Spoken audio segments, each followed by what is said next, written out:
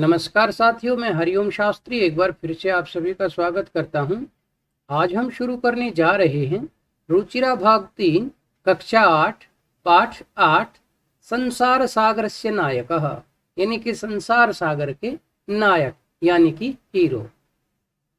पहले पाठ के बारे में जान लेते हैं। अनुपम मिश्र की एक प्रसिद्ध रचना है आज भी खरे हैं तालाब।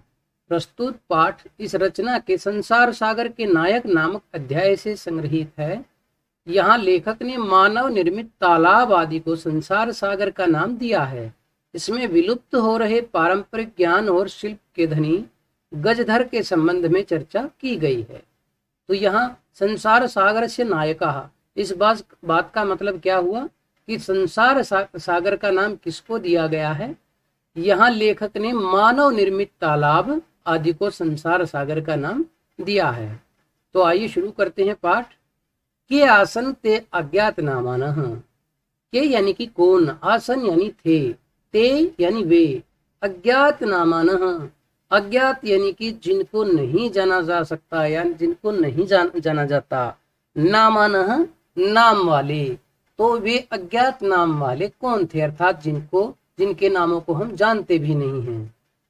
शतशः यानी कि सैकड़ों, सहस्रशः यानी कि हजारों, तड़ागाह तालाब, सहसैव सहसा एव यानी कि अचानक ही, शून्यात शून्य से, न प्रकटीभूताः प्रकट नहीं हुए हैं। अर्थात कहने का मतलब है कि जो सैकड़ों और हजारों तालाब ये अचानक एकदम से शून्य से शुरू होकर अपने आप नहीं बन गए, ये धीरे धीरे बनाए गए हैं। इमे एव तड़ागाह, ये ही तालाब, इमे यानी कि ये, एव मतलब ही, तड़ागाह यानी कि तालाब, अत्र संसार सागराः इति, ये संसार सागर हैं।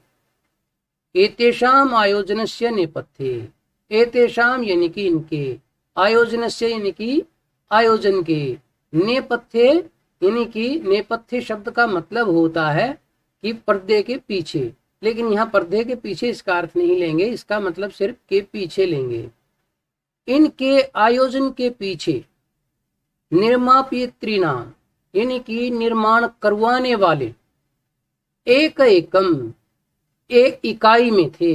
अर्थात कहने का मतलब था जो निर्माण करवाने वाले होते थे वे तो इस आयोजन के पीछे एक आध होते थे, 1 2 5 7 ऐसे ही होते थे, यानी कि इकाई की 9 तक ही होते थे।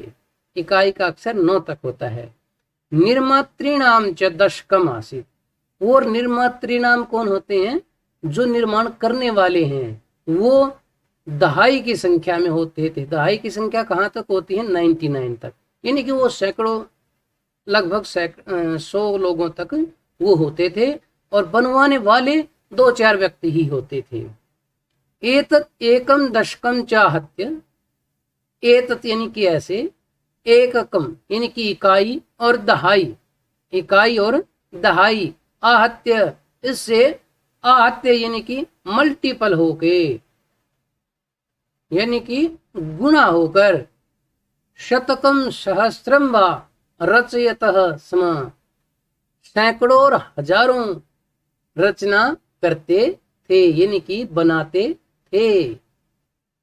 परम लेकिन, विगतेषु 200 वर्षेषु, लेकिन बीते हुए 200 सालों से, 200 क्या होते हैं, 200, नूतन पद्धत्या यानी कि नई पद्धति के द्वारा, नई टेक्निकों के द्वारा, समाजेन यत् किंचित पठितम, इस समाज ने यत् किंचित अर्थात जो कुछ भी पढ़ा, ठीक है, लेकिन बीते हुए लगभग 200 सालों से नई पद्धति से इस समाज ने जो कुछ भी पढ़ा, पठितेन तेन उस पढ़े हुए से, समाजेन उस पढ़े हुए समाज से, एककम दशकम सहस्रकंच यानी कि ये इकाई, दहाई और ये हजारों, इत्येतानि शून्य एवं परिवर्तितानि, इन्होंने क्या कर दिया, शून्य में ही इनको परिवर्तित कर दिया, बदल दिया। यानी कि अब कोई जानता ही नहीं है कि किसने तालाब बनाए थे, ना कोई जानना चाहता है।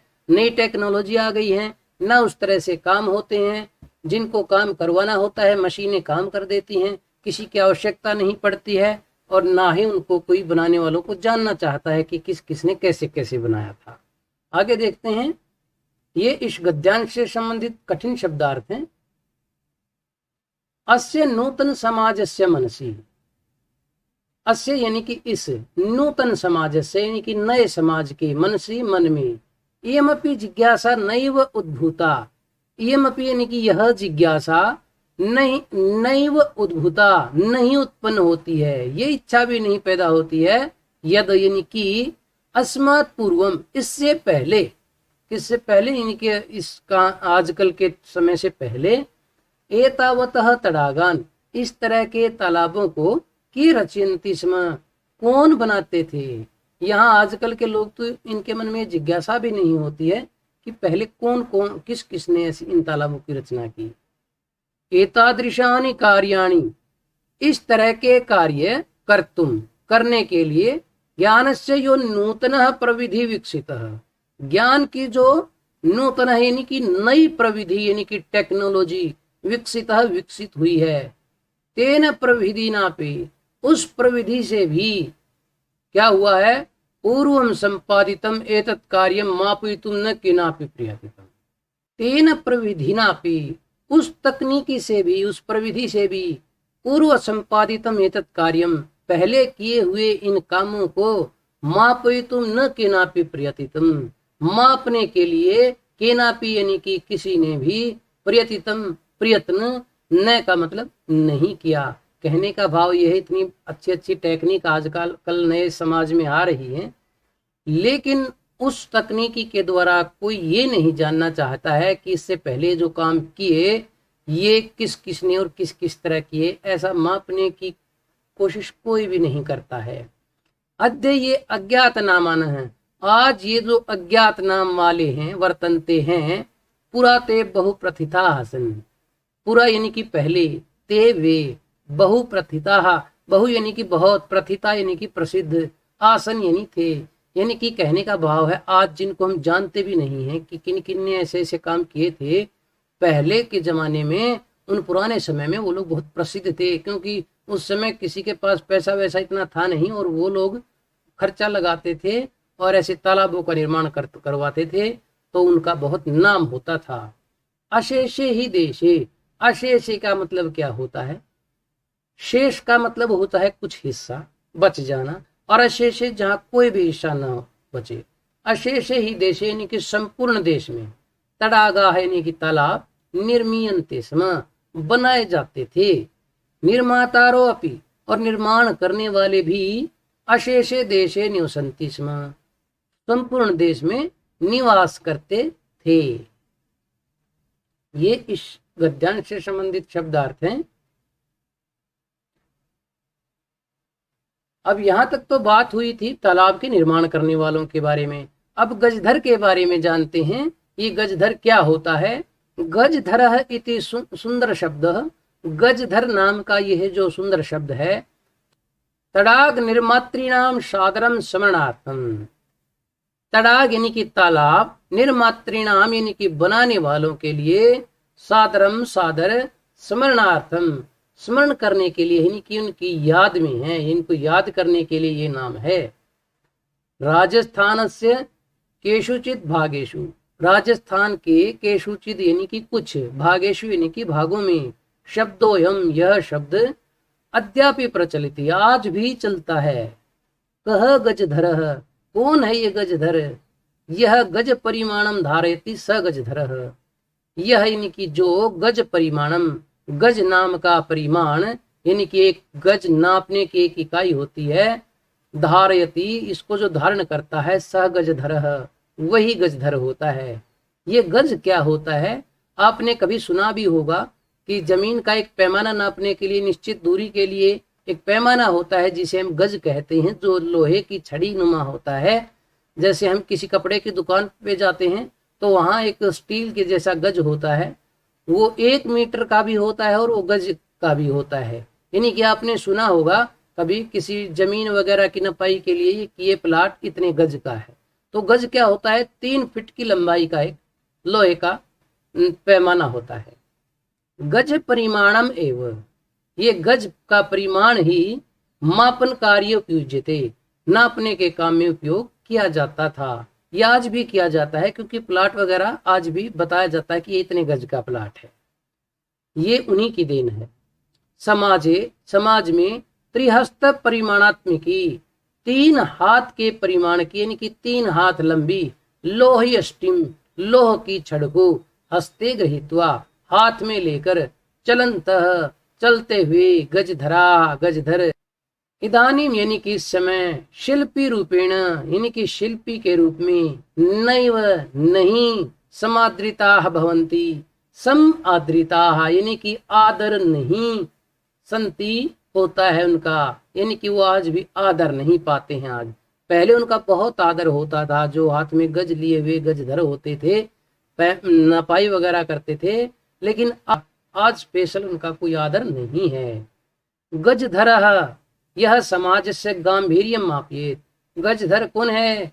जो समाज से यानी कि समाज की, गांभीर्यम यानी कि गंभीरता को अर्थात कहीं गहराई को मापिए, नापता है। इत्यस्मिन रूपे परिचितः, इस रूप में ये परिचित होते हैं, इनको इस रूप में जाना जाता है कि गंभीरता से मापने का कार्य कौन करते हैं? गजधर। ये इस गद्यांश से संबंधित शब्दार्थ हैं। आगे देखते हैं। गजधराः वास्तुकाराः आसन्, जो गजधर थे वो वास्तुकार थे। वास्तुकार कौन होते हैं? यानी कि जो शिल्प कला का काम जानते हैं, भवन निर्माणों का काम करते हैं, घर आदि बनाने का काम करते थे। कामम ग्रामीण समाजो भवतु नागर समाजो वा, कार्य कामम यानी कि कार्य ग्रामीण समाज का हो, यानी कि कोई गांव का काम हो, भवतु यानी कि हो, नगर समाज हो जाए या किसी नगर का काम हो, अर्थात किसी शहर का काम हो। तस्य नव निर्माण से, उसके नए निर्माण के, सुरक्षा प्रबंधन से च दायित्वम, सुरक्षा और प्रबंधन का दायित्व गजधरा निभालयन्ति स्म, गजधर ही निभाते थे। निभालयन्ति यानी कि निभाते थे।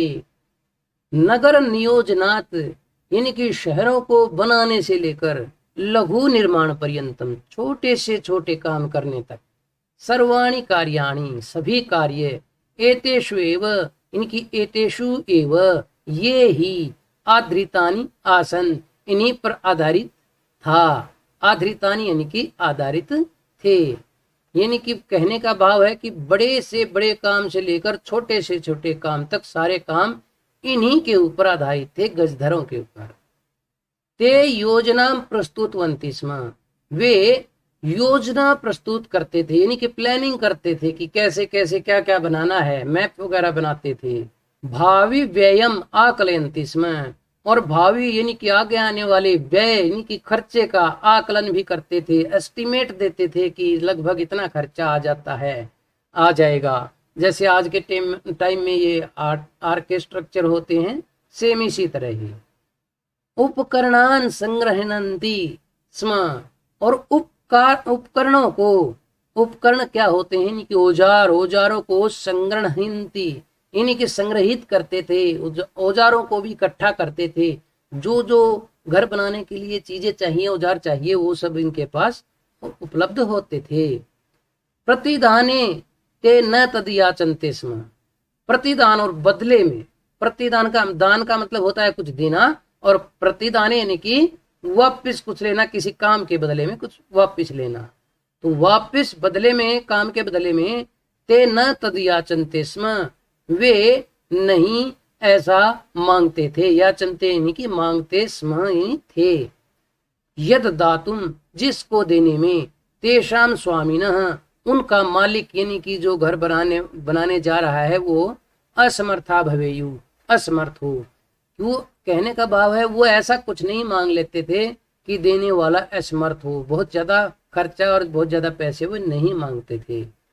कार्य समाप्ताऊ कार्य के समाप्त होने पर, वेतनानि अतिरिक्त अपने वेतन के अतिरिक्त जो उनका पैसा बनता था उसके अतिरिक्त, गजधरेभ्य उन गजधरों को सम्मानम अपि प्रदीयते स्म सम्मान भी दिया जाता था।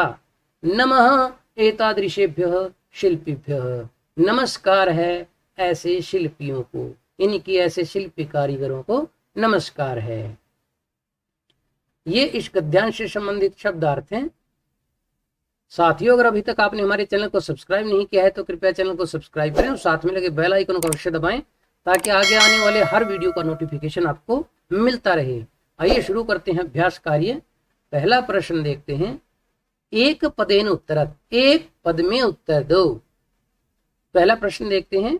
कस्य राज्यस्य भागेषु गजधरः शब्दः प्रयुज्यते। किस राज्य के भागों में गजधर शब्द प्रयोग होता है? तो ऐसा कहाँ होता है? राजस्थान में। राजस्थान में आज भी गजधर शब्द का प्रयोग किया जाता है। गज परिमाणम कह धारेति। गज परिमाण को कौन धारण करते हैं? गजधरः। कार्य समाप्तौ वेतनानि अतिरिच्य गजधरेभ्यः किम प्रदीयते स्म। कार्य की समाप्ति पर यानी कि काम पूरा हो जाने पर वेतन के अतिरिक्त गजधरों को क्या दिया जाता था? सम्मानम, सम्मान भी दिया जाता था। के शिल्पी रूपेण न समादृताः भवन्ति। कौन है जो शिल्पियों के रूप में आज भी सम्मान नहीं पाते हैं? गजधराः। प्रश्न नंबर 2 देखते हैं। अधोलिखितानां प्रश्नानां उत्तराणि लिखत। नीचे लिखे हुए प्रश्नों के उत्तर लिखिए। पहला प्रश्न देखते हैं। तडागाः कुत्र निर्मीयन्ते स्म। तडाग यानी कि तालाब कहाँ बनाए जाते थे? तो सारे देश में ही बनाए जाते थे। तो तडागाः संपूर्ण देशे निर्मीयन्ते स्म। गजधराः कस्मिन् रूपे परिचिताः। जो गजधर थे, वो गजधर हैं, वो किस रूप में परिचित हैं, किस रूप में उन्हें जाना जाता है? गजधराः समाजस्य गांभीर्यस्य मापकाः। ये समाज की गंभीरता को नापते हैं, इनकी गहराई को नापते हैं, इस रूप में इनको जाना जाता है। गजधराः किम कुर्वन्ति स्म। गजधर क्या करते थे? ये करते क्या थे गजधर भाई? गजधरा वास्तुकाराः रूपेण। गजधर जो है वास्तुकार के रूप में नव निर्माण से योजना प्रस्तुतवन्ति स्म। नए निर्माण के लिए, निर्माण कार्य के लिए योजना प्रस्तुत करते थे, यानी कि प्लानिंग बनाते थे। और भावी अव्ययम, भावी व्ययम यानी कि आगे आने वाले खर्चे के बारे में आकलयन्ति स्म, आकलन करते थे। और उपकरण भारान संग्रहयन्ति स्म। और उपकरणों के भार को भी संग्रहित करते थे, यानी कि जितने उपकरण उस भवन सामग्री के लिए चाहिए वो सब भी वो इकट्ठा करते थे। के सम्माननीयाः। कौन है जो बहुत ही सम्माननीय हैं? गजधराः सम्माननीया। गजधर सम्माननीय हैं। प्रश्न नंबर 3 देखते हैं। रेखांकितानि पदानि आधृत्य प्रश्न निर्माणम कुरु। रेखांकित पदों को आधार बनाकर प्रश्न निर्माण कीजिए। तो पहला देखते हैं।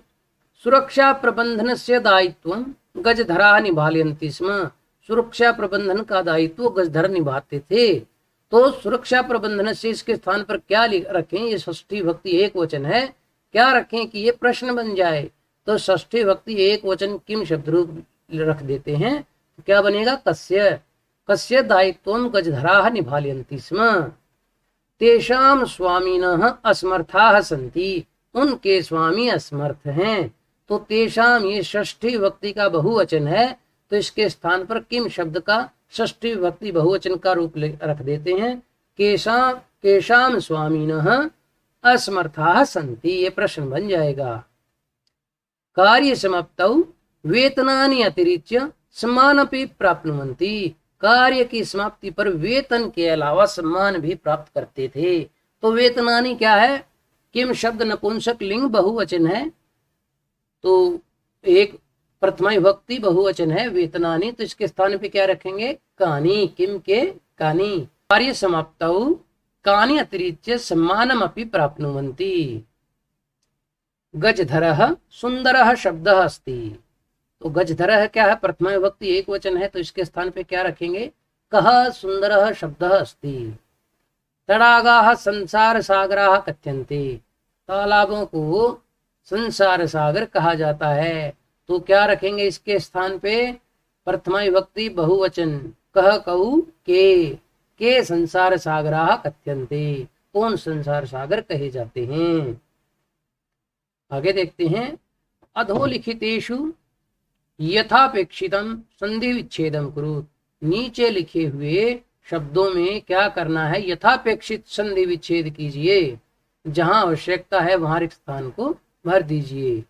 अद्य अपि क्या बनता है, य का अ और अपि का ये अ मिला तो आ बन गया, तो क्या बना, अद्यापि। इधर देखते हैं स्मरणार्थम, तो इसका संधि विच्छेद करेंगे, क्या बनेगा, स्मरण प्लस अर्थम, यानी कि स्मरण के न का अ और अर्थम का अ मिला तो क्या बन गया, आ बन गया, स्मरणार्थम। इति अस्मिन, तो क्या बन गया, इत्यस्मिन। इति के की ई और इधर अ है, तो ई के स्थान पे क्या आ गया, यह आ गया, और यह कैसा आया, हलंत वाला, और उसमें अ मिल गया तो पूरा ये बन गया, और इधर त में ई मिली हुई थी तो त हलंत हो गया, तो क्या बना, इत्यस्मिन। एतेषु एव, तो इसका को अलग अलग करेंगे तो क्या बनेगा, एतेषु एव। एतेषु का उ और इधर ए, तो उ के स्थान पे क्या हो गया, वह बन गया, और वह कैसा, हलंत वाला, और उसके अंदर ए मिल गया तो क्या बना, वे, और श कैसा रह गया, हलंत, तो एतेष्वेव। सहसा एव, क्या बना, सहसैव। सहसा का आ था, इधर ए है, आ और ए मिलेंगे तो क्या बनेगा, दोनों मिलके ऐ बन जाएंगे, तो सहसैव।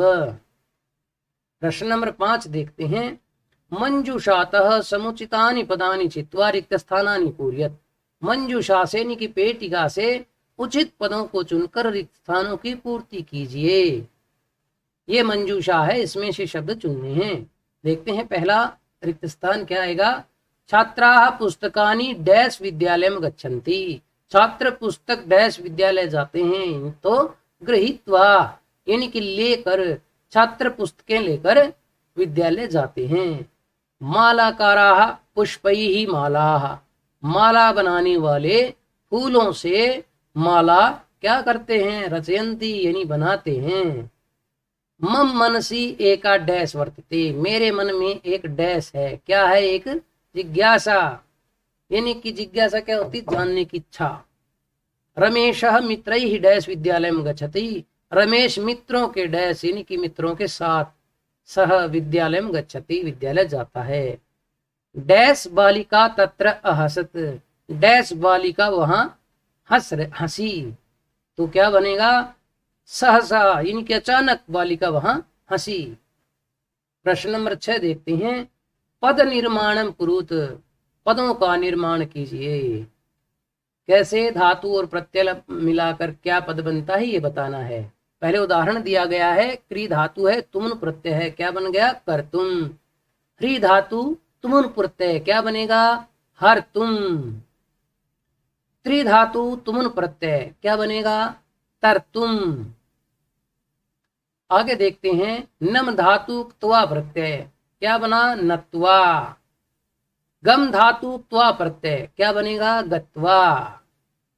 आगे देखते हैं, त्यज धातु त्वा प्रत्यय, तो क्या बनता है, त्यक्त्वा।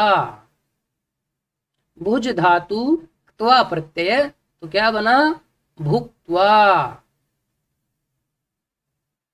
इनके अर्थ देख लेते हैं, कर्तुम यानी कि करने के लिए, हरतुम यानी कि हरने के लिए, तरतुम यानी कि तरने के लिए, नत्वा यानी कि नमस्कार करके, गत्वा यानी कि जाकर, त्यक्त्वा यानी कि छोड़कर, भुक्त्वा यानी कि खाकर। आगे देखते हैं, अब उपसर्ग धातु और प्रत्यय से मिलाकर शब्द बनाना है। तो पहले उदाहरण दिया गया है, उपगम लय प्रत्यय, उप उपसर्ग है, गम धातु है, लय प्रत्यय है, मिलकर क्या बना, उपगम्य यानी कि जाकर, पहुंचकर। सम उपसर्ग है, पूज धातु है, लय प्रत्यय है, तो क्या बनेगा, संपूज्य यानी कि पूजा करके। आ उपसर्ग है, नी धातु है, लय प्रत्यय है, तो क्या बनेगा, आनीय यानी कि लाकर। प्र उपसर्ग है, दा धातु है, लय प्रत्यय है, तो क्या बनेगा, प्रदाय यानी कि देकर। प्रश्न नंबर 7 देखते हैं, कोष्ठकेषु दत्तेषु शब्देषु समुचितां विभक्तिं योजित्वा रिक्त स्थानानि पूरयत। कोष्ठक में दिए हुए शब्दों को से समुचित विभक्ति का प्रयोग करके रिक्त स्थानों की पूर्ति कीजिए। इनके ब्रैकेट में जो शब्द है उस शब्द में सही विभक्ति लगाकर रिक्त स्थान की पूर्ति करनी है। पहले उदाहरण दिया गया है, विद्यालय परितः वृक्षा सन्ति, विद्यालय के चारों ओर वृक्ष हैं, तो परितः के योग में कौन सी विभक्ति लगाते हैं? द्वितीया। आगे देखते हैं, डैश उभयतः ग्रामा सन्ति, डैश के दोनों ओर गांव हैं, तो क्या हुआ? हो गया ग्राम। और उभयतः के योग में कौन सी विभक्ति आती है? द्वितीय विभक्ति, तो क्या बनेगा? ग्रामम उभयतः ग्रामा सन्ति, गांव के दोनों ओर गांव हैं। डैश सर्वतः अट्टालिकाः सन्ति, तो डैश के सभी ओर अट्टालिकाएं हैं, तो यहाँ क्या है? ब्रैकेट में नगर। सर्वतः के योग में भी द्वितीय विभक्ति का प्रयोग होता है, तो क्या आएगा? नगरम सर्वतः, नगर के सभी ओर अट्टालिकाएं हैं। धिक डैश का पुरुष दिया है, धिक के योग में भी द्वितीय विभक्ति का प्रयोग किया जाता है, तो क्या आएगा? धिक का पुरुषम, कायर पुरुष को धिक्कार है। आगे देखते हैं अगला उदाहरण क्या है, मृगाः मृगैः सह धावन्ति, तो जो हिरण हैं वो हिरणों के साथ दौड़ते हैं। ऐसे ही अगला, बालकः डैश सह पठन्ति, तो बालक ब्रैकेट में दिया है बालका, तो बालक किसके साथ पढ़ते हैं? बालकैः सह, बालक बालकों के साथ पढ़ते हैं, या कहीं बालिकाओं के साथ पढ़ते हैं, ये भी सही है। बालिका भी ही, क्योंकि ब्रैकेट में बालिका दिया है तो यहाँ बालिका भी सही रहेगा। पुत्रः डैश सह आपणम गच्छति, पुत्र डैश के साथ बाजार जाता है, ब्रैकेट में दिया है पितृ, तृतीय विभक्ति का प्रयोग होगा, यानी कि पित्रा, पिता तो एक ही होगा, तो क्या आएगा? पित्रा, यानी कि पिता के साथ बाजार जाता है। शिशु डैश सह क्रीडति, शिशु डैश के साथ खेलता है, तो ब्रैकेट में दिया शब्द मातृ, यानी कि माता, और तृतीय विभक्ति एक वचन में क्या बनेगा? क्योंकि माता तो एक वचन में ही आएगा, माता एक ही होती है, तो क्या आएगा? मात्रा। तो शिशु मात्रा सह क्रीडते। आशा है साथियों पढ़ाया हुआ पाठ आपको समझ आया होगा। अगर इस पाठ से संबंधित आपका कोई भी प्रश्न है तो कमेंट बॉक्स में आप लिख सकते हैं, और यदि वीडियो अच्छी लगी हो तो एक लाइक अवश्य करना, और यदि अभी तक आपने हमारे चैनल को सब्सक्राइब नहीं किया है तो कृपया चैनल को सब्सक्राइब करें, और साथ में लगे बेल आइकन को अवश्य दबाएं, ताकि आगे आने वाले हर वीडियो का नोटिफिकेशन आपको मिलता रहे। धन्यवाद।